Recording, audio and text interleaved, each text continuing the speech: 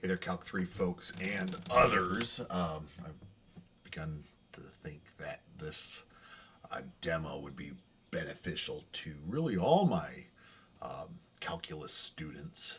So you might see that a couple of other places, but I did want to continue where I left off last time, going a little further into graphing where you Calculus 3 students are going to perhaps benefit from using Mathematica to help you understand these regions of integration. All right. Let's continue on here maybe with a specific example. Let me bring this example into view here. I gotta bring this over, do this, and then there we go. So you should see an example popping up here on screen where we are going to be considering here the integration, right? The double integral, right? Given by this calculation here. And in this case, this is occurring over this region in two-dimensional space, right?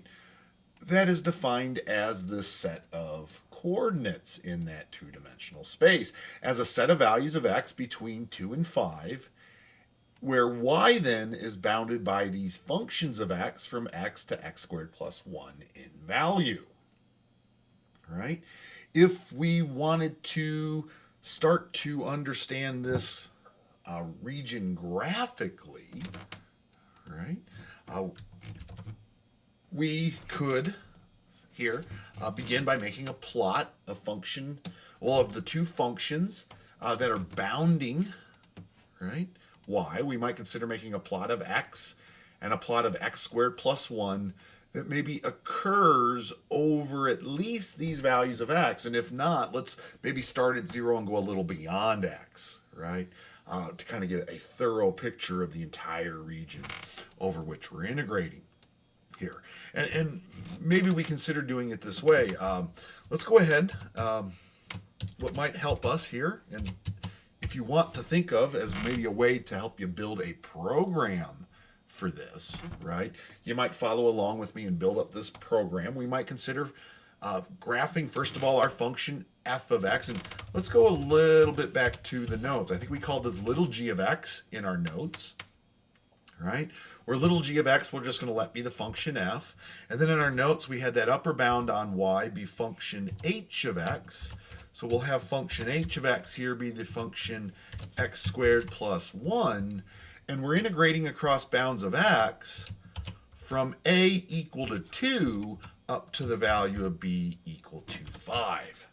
Right?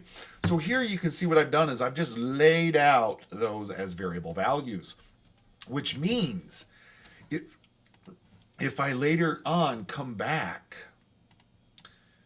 to a different region of R described in this manner, right, I can describe g of x and h of x, just change their values up here in my program, and my values of x I can just change here in my program, right? And not have to go into the actual program itself to make many adjustments, right? And have that potential for error developing. And I'm able to keep track of these things in a nice, what we might say here, algorithmic or programmatic manner. Where here, I might consider we're going to need a plot, a two-dimensional plot of these curves, where you could call out each plot individually, but what's nice is if you're going to do a plot of two functions in a region, you can do that using a set. We could plot function g of x and function h of x as a set of functions, right? We're going to plot this set of functions over values of x. Now, we are going to want to go over this region from a to b. So, if we want to keep this in a bit of an algorithmic manner, maybe we consider going from a minus 2 up to the value of b plus 2. Now you can see there I use formulas involving A and B. So this will always plot out 2 units to the left and to the right of A and B in our plot. And it'll give us functions G and H between those values. And I believe if we graph that, we do get that plot seen here. All right? We do get this as this region of space we are interested in. All right? One thing we might note is they are 2 different colors in the graph. We could always make them the same color by using the plot style command and maybe making them blue in color. Right? So there we have our 2 plots in blue. Right? We could call out the call out command if we felt the need to call them out. And if we want to, we can always add an axis label here, right? Let's axis label. Let's label them. Gotta use some sets. X and Y in value, right? And I'm going to label them with a little text notation. So this is axis X, or axis X. This is axis Y, right? If we are overdoing it a little bit here in the plot range, we might consider coming back and making the plot range a little tighter, right? Maybe we drop it from 0 to 30, right? That will accentuate our region a little more here between 2 and 5. Certainly 5 is going to top out at 25, so I just went a little beyond that there. And we get this nice picture of our space, right? Or the beginnings of our space. What we note is we are interested in, if we go back to our double integral, right? The region R that forms between these 2 graphs, right? The 2 graphs seen here in this image, between this graph and this graph, right? Over values of x, right? Over these values of x that happen from, what? 2 in value, right?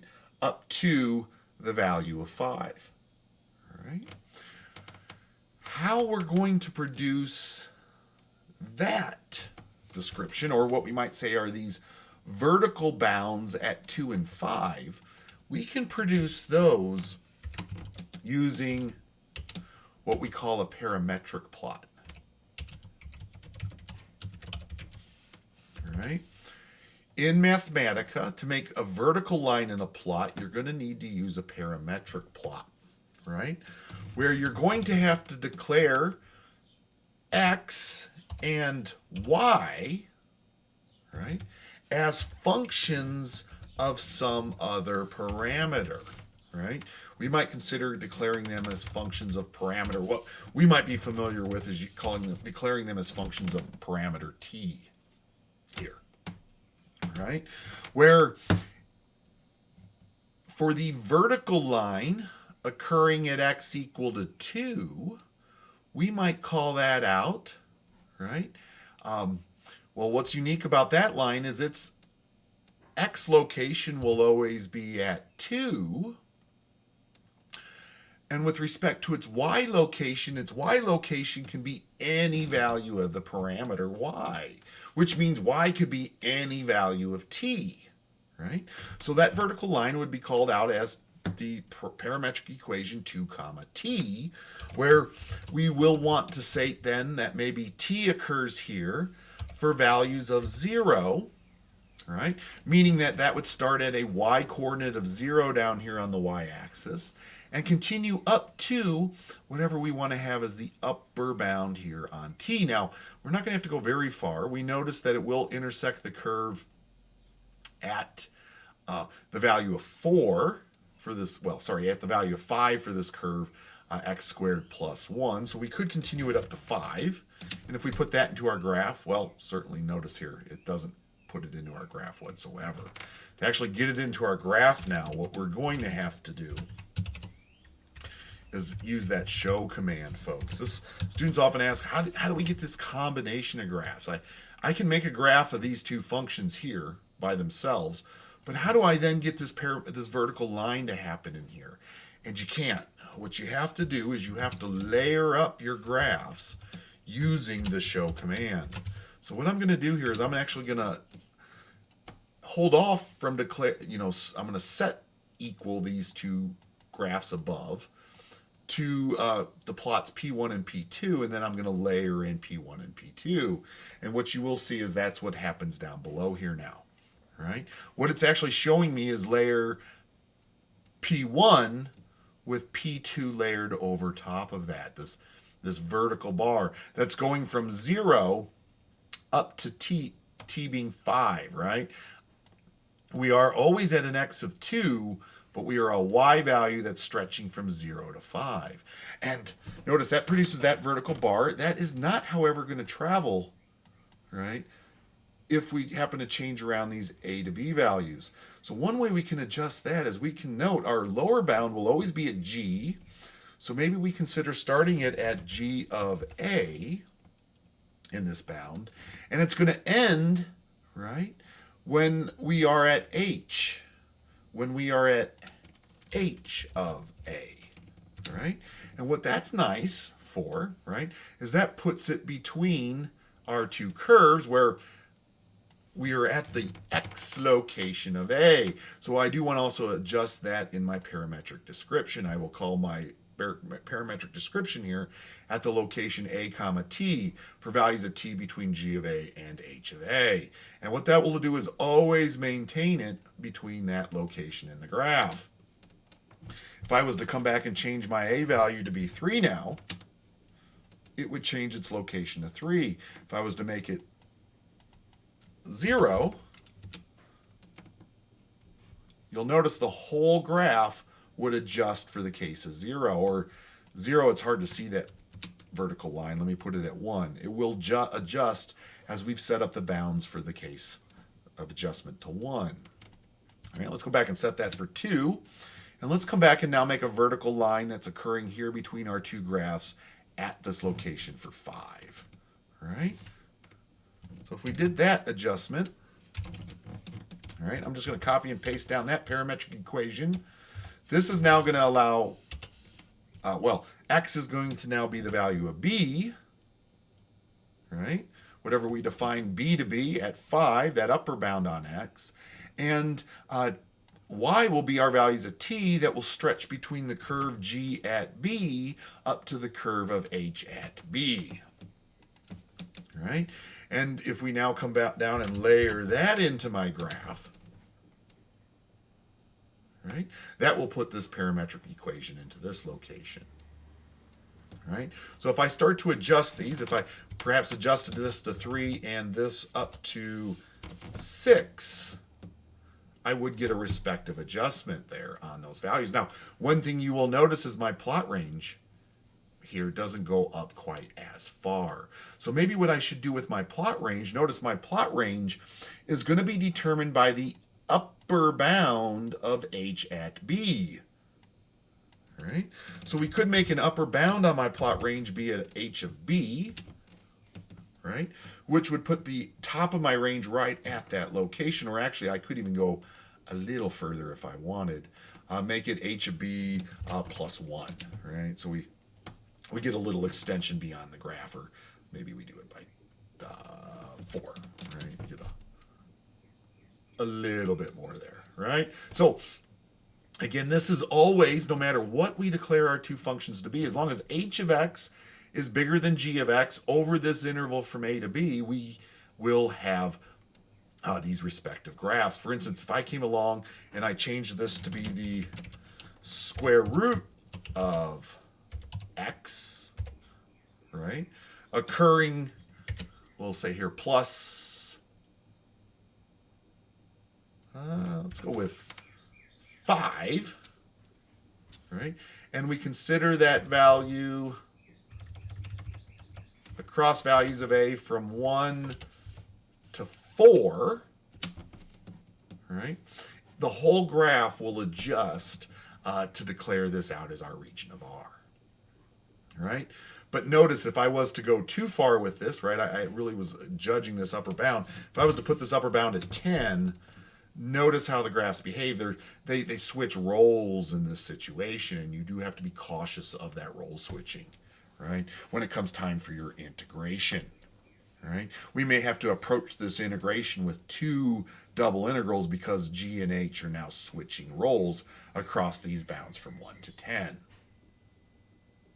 All right, let's go back to our original problem though. We had x squared plus 1, and we were looking at the bounds from 2 to 5. So you can see how all this is adjusting out as a nice little program, as opposed to just really the plots for one specific case here, folks. Right? So back to our original case, right?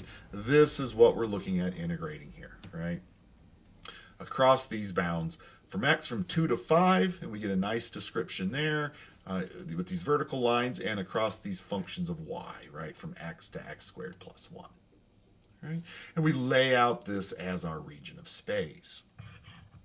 Now in 2 dimensions, there are some tricks we could use using some filling commands to go about defining and actually shading in this region that we're interested in integrating.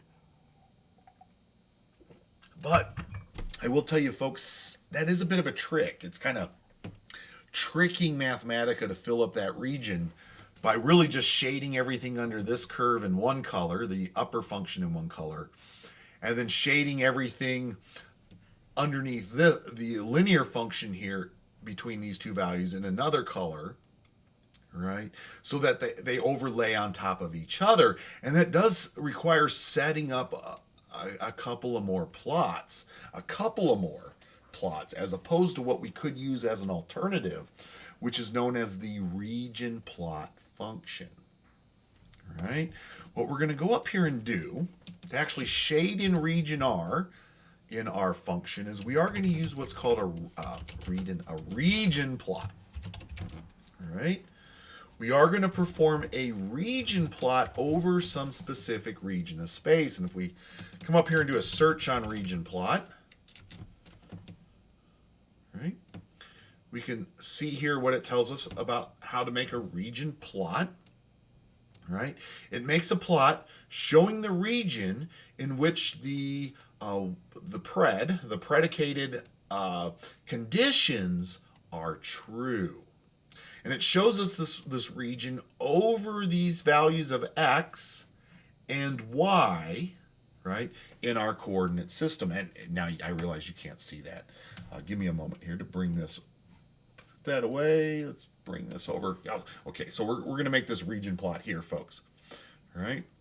Well, we are going to make a region plot over this, predicated conditions, right, across these values of x, right, from our min to our max, and we're going to set those to be from A to B, and across these values of y, right? Well, careful there. We don't have to set those to be between A and B. It's just to set these to be across some general values in our graph. We might make them based upon A and B, right?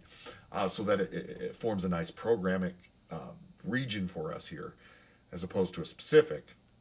But this is the command we are going to use here, right? So what has to be true? Here, what is going to have to be our predicated true conditions are all described. I'm going to bring this back into view. Right? Are all described right here in our description of region R. All right? What's nice here about this region plot is we are telling it to plot the points that fall in these specific conditions. These are the conditions we're going to have to tell Mathematica has to be true in this region. We're going to start with this condition. We're going to tell Mathematica we have to be concerned with values of x between 2 and 5, or between these bounds of A and B. And the way we do that, all right, is we are going to make some conditions on x, where x has to be less than, or I should be careful there, greater than or equal to. Now notice there, I am using a less than symbol with an equal symbol that come together as one to make a less than or equal to symbol. And x is going to have to be bigger than our value of a we've stated above, which is 2, and have it continue up to the value of b up above. All right? which is b, or 5 in value. And we could use 2 and 5 in here, but as we've done above, is we're trying to rewrite this as a bit of a program that will do this for any region. All right, so we are kind of setting it up to hopefully be able to do this in a lot of cases. So x here is simply going to be bounded between a and b as really what we've defined in general, right, for the understanding of a double integral over region R. Now, this is going to have to combine itself, right, in an intersection with these conditions on the value of y. To make an intersection in this condition, I use what we call just a double, what is that called? Ampersand sign, right? A double and symbol, right? Conditions are often set with double symbology, right? Usually involving 2 symbols. This involves a less than and an equal to, right? Or here we have an and, right? That tells us that Mathematica to treat this as an intersection in the calculation. And what we're going to intersect with are those plot conditions on y. Right? Y is going to have to be bigger than some value and smaller than some value. Right? What it's bigger than, well, we understand that to be, if we go back here, right? It's bigger than ax, but in general, we understand that to be our function g of x.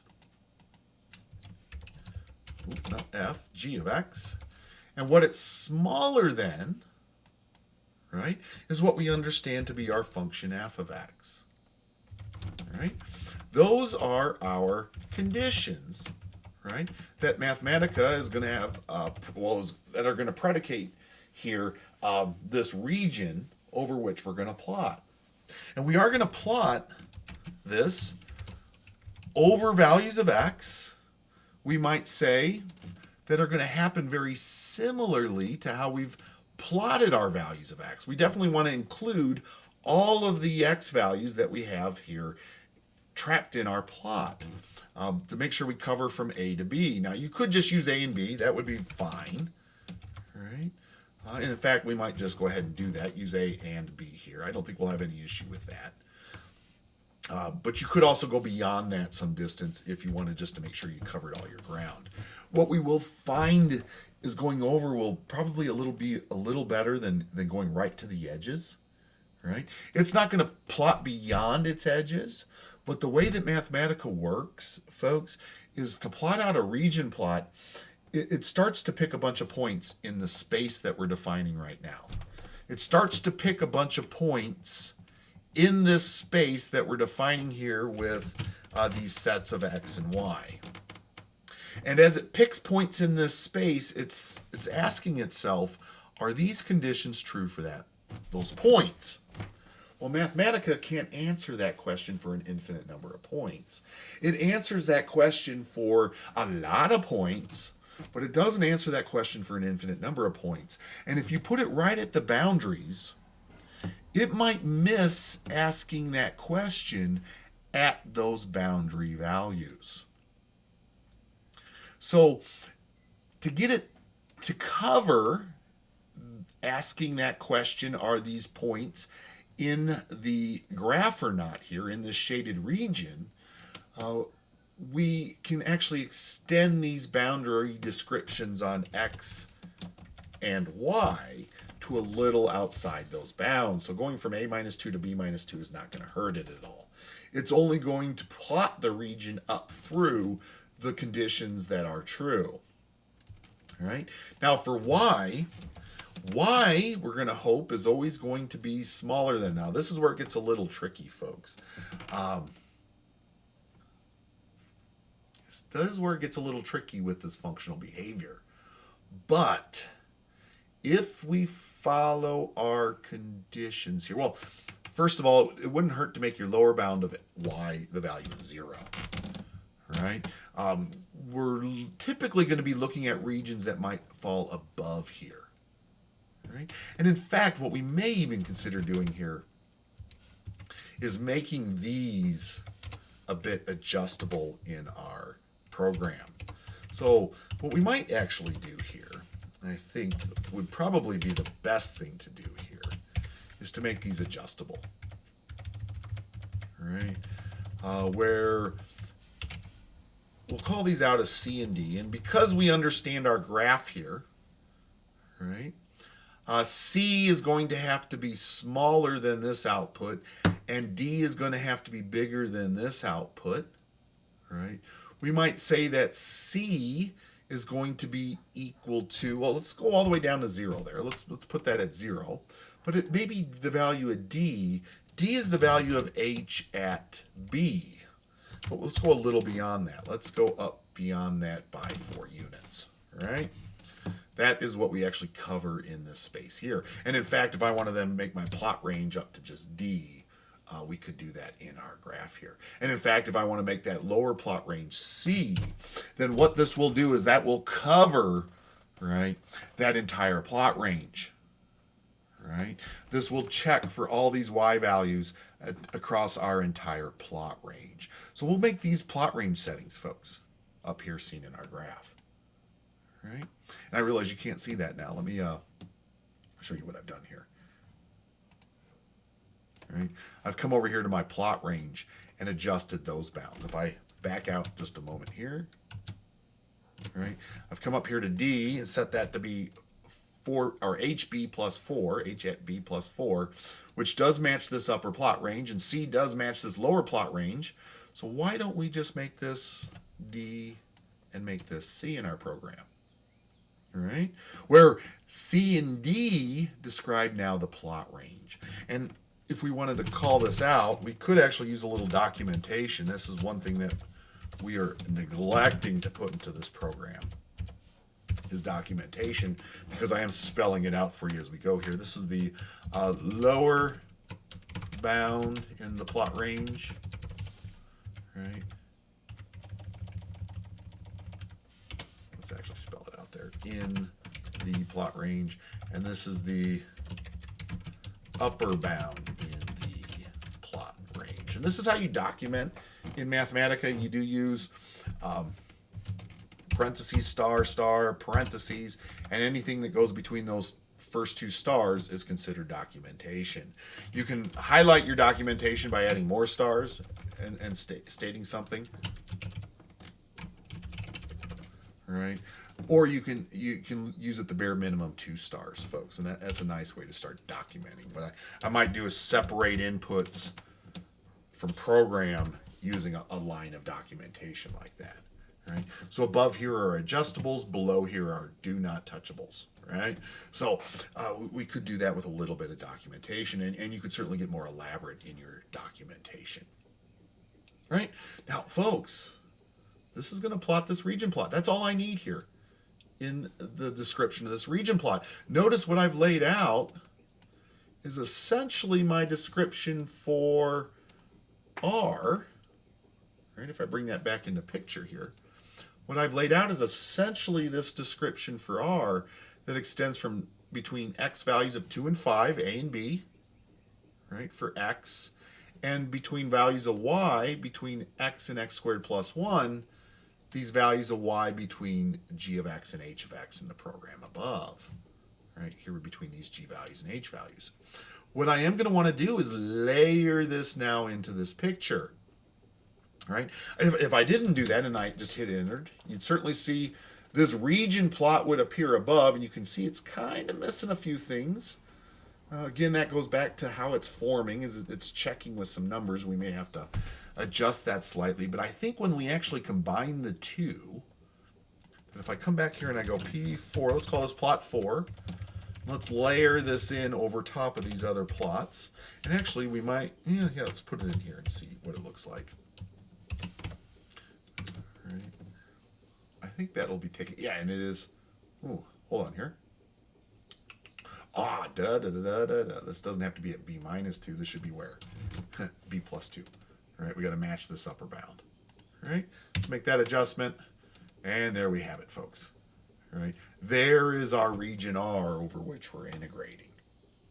All right, and this is a nice program because, like I said, we can come back and we can start to make small changes. Like if I was to change this function to the square root of x plus 1, right? And consider integrating that between 2 and, well, let's maybe just go between 0 and 3 in value, right? I can get that respective picture, right? Now notice here, I do have some issues forming, right? My region R understands that these conditions are not true for G and H anymore, right? Beyond this point where these two functions change their roles, right? So, you know, this program is really nice also for helping you to make sure that you break down your understanding of these regions as either a single region. I can make this back into a single region if I was to, for instance, make that the square root of x plus 10, right?